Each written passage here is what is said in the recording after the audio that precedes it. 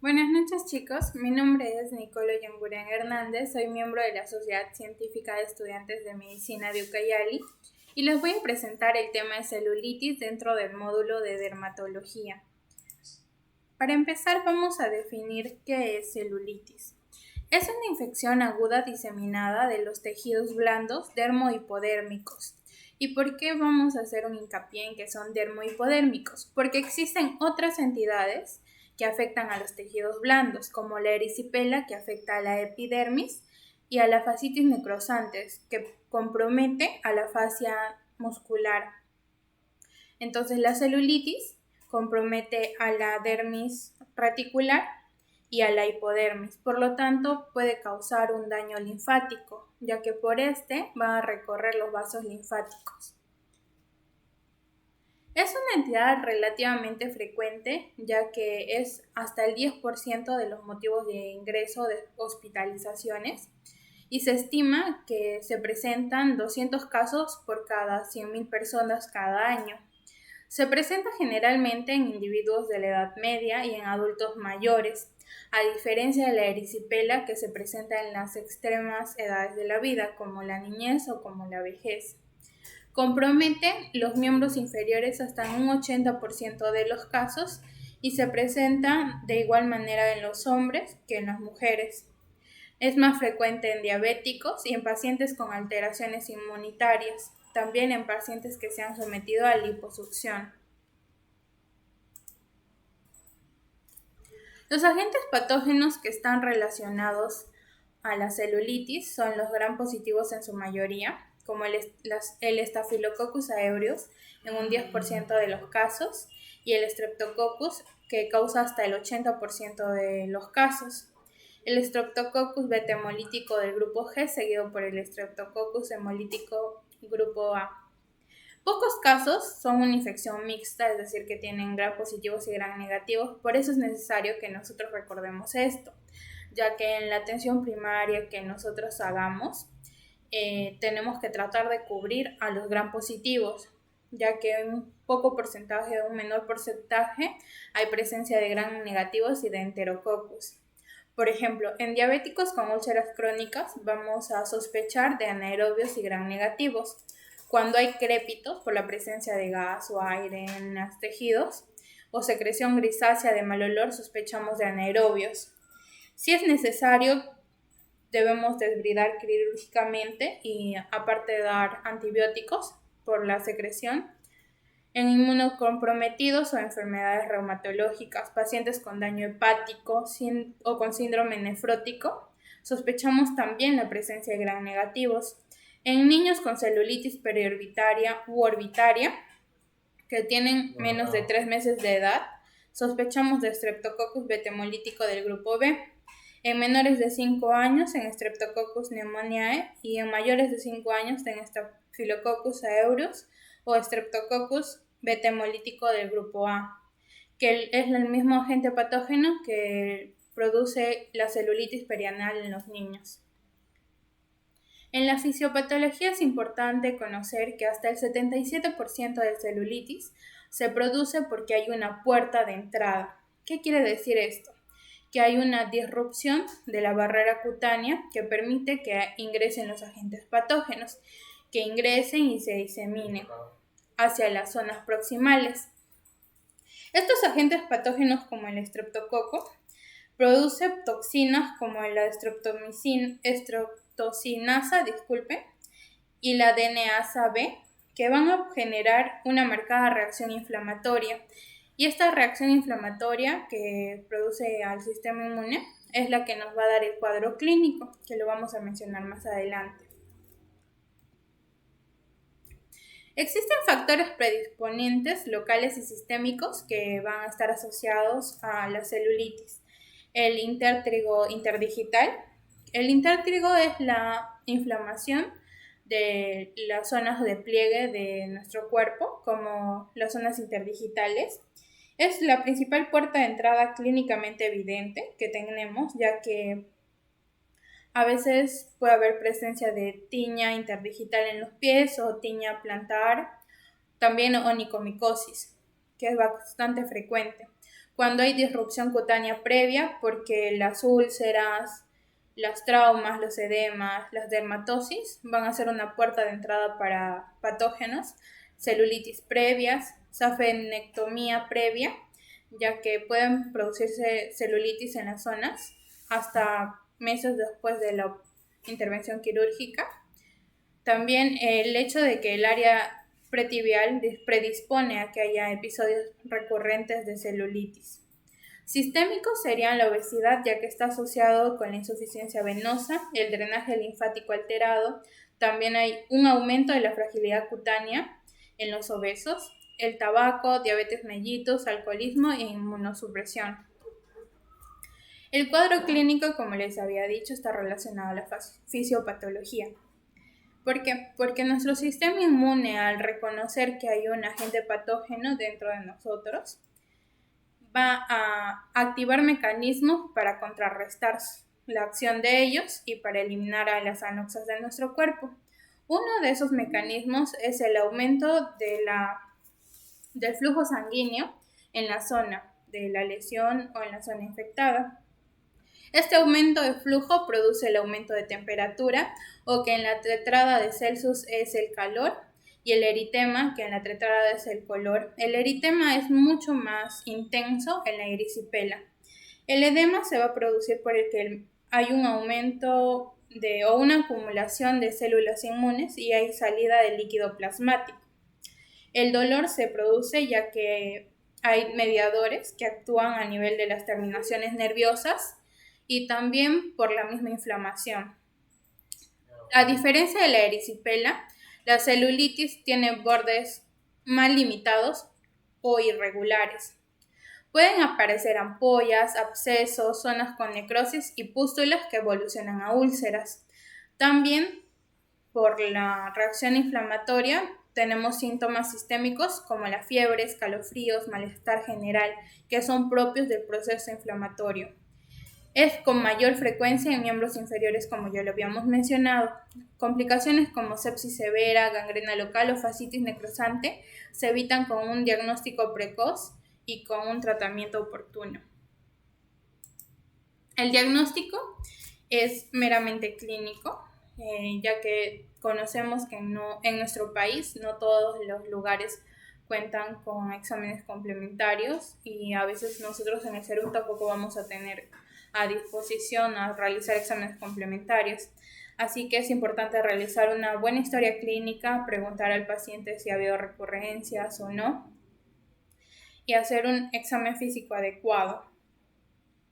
Las exploraciones complementarias, si se pueden dar o si podemos recurrir a ellas, va a basarse en hacer un recuento leucocitario y a veces los reactantes de la fase aguda como el BCG y PCR van a estar ligeramente elevados, pero si sus valores son normales no descartan el diagnóstico.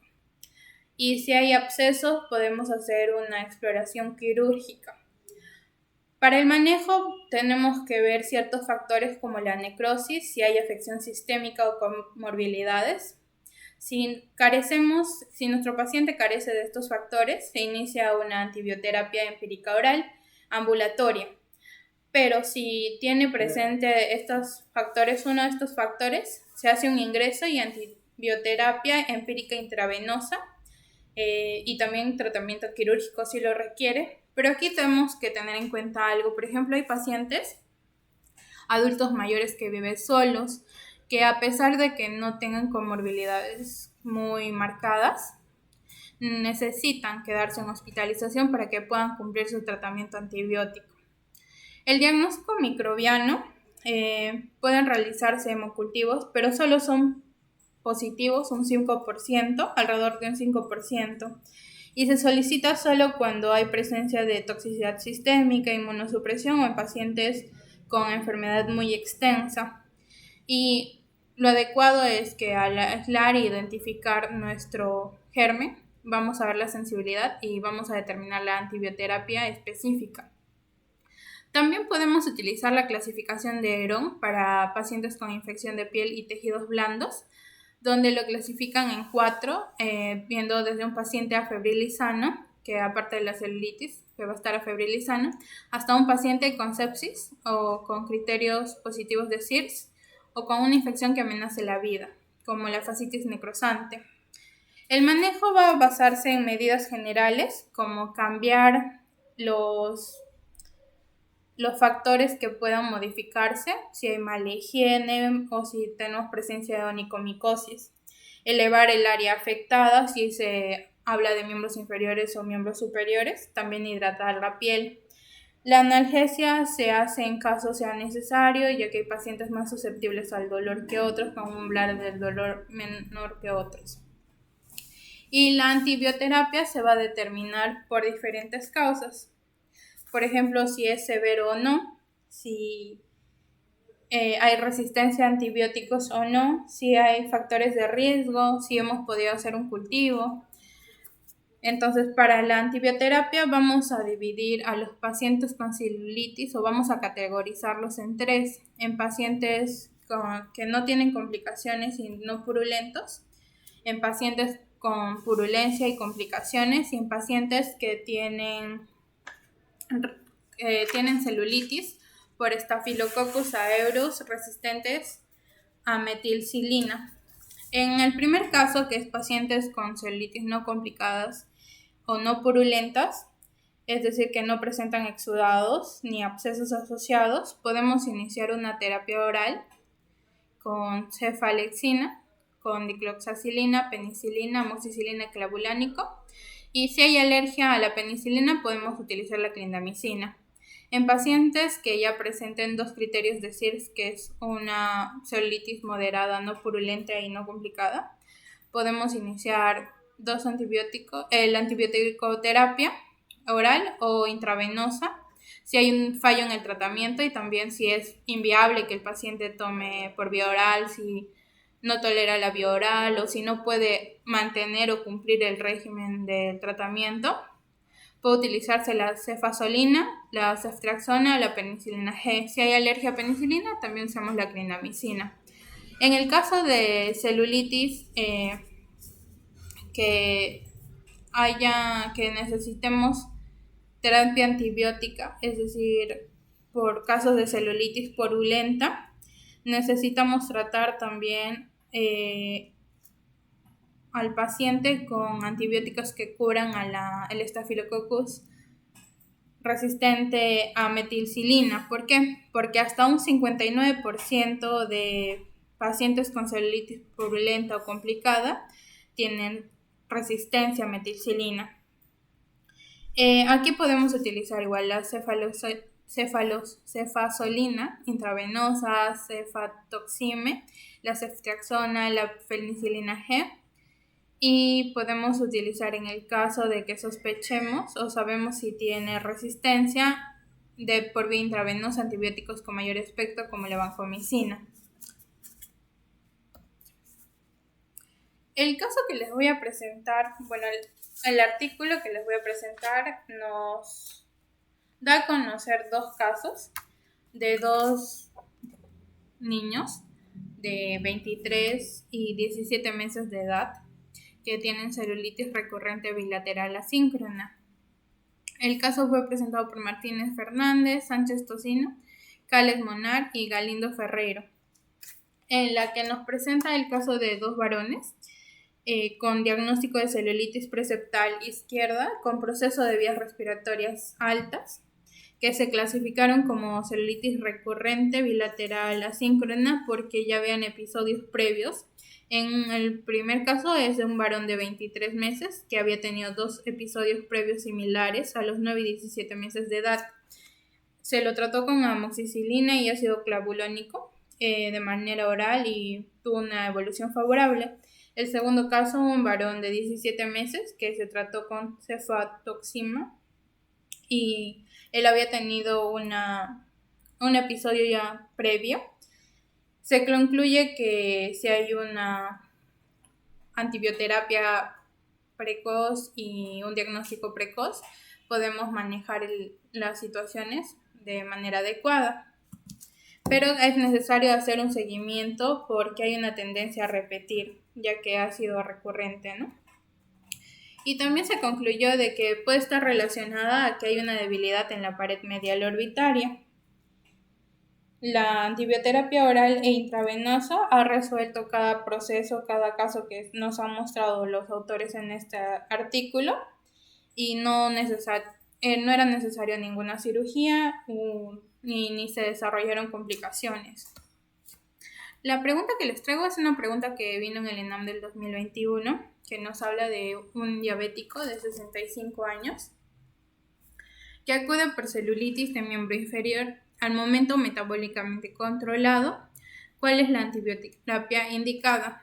Recordemos que aquí les mostré un poquito cómo ver si tienen estos factores y también podemos utilizar la clasificación de Heron. Al no tener ninguna complicación, aparentemente solo tener la comorbilidad de diabético y que en el diabético podemos sospechar de presencias de gram negativos, en la terapia necesitamos cubrir a gram positivos y gram negativos. En este caso vamos a ver por opciones. La cefalexina solamente podríamos descartarla, ya que al ser un antibiótico de una cefalosporina de primera generación, su espectro es reducido, pero aún así abarca a gram positivos y tendríamos que, por la comorbilidad, abarcar a gram negativos. La clindamicina sí está especificada, sí está recomendada o prescrita para complicadas y no complicadas, pero el uso de la gentamicina abarca gram negativos. Sin embargo, está indicada en terapias empíricas parenterales para coberturar a los resistentes metilcilina y a los beta-hemolíticos del grupo B, pero solo en niños o en recién nacidos. La cefazolina, y la micacina pueden... la cefaloxina en sí es una cefalosporina que solo se indica cuando hay fracaso de la vía oral y en infecciones más graves, y hasta el momento no se ha iniciado la vía oral, así que necesitamos iniciar eso. Y la micacina abarca o cubre a gram negativos, pero se indica en infecciones de vías respiratorias o en infecciones de vías urinarias o en gran quemados o en quemados. Así que podemos descartar estas opciones. Nos quedaríamos con la opción A, que es ciprofloxacina y clindamicina. Ambas están indicadas para pacientes con alergia a penicilinas. La clindamicina hasta 450 miligramos en 3 dosis diarias, acompañadas de una fluoroquinolona oral, que sería el ciprofloxacino, 500 miligramos cada 12 horas aproximadamente. Esa sería nuestra posología que manejaríamos. Así que esa es la respuesta, chicos. La bibliografía que dejé es esta. Espero que puedan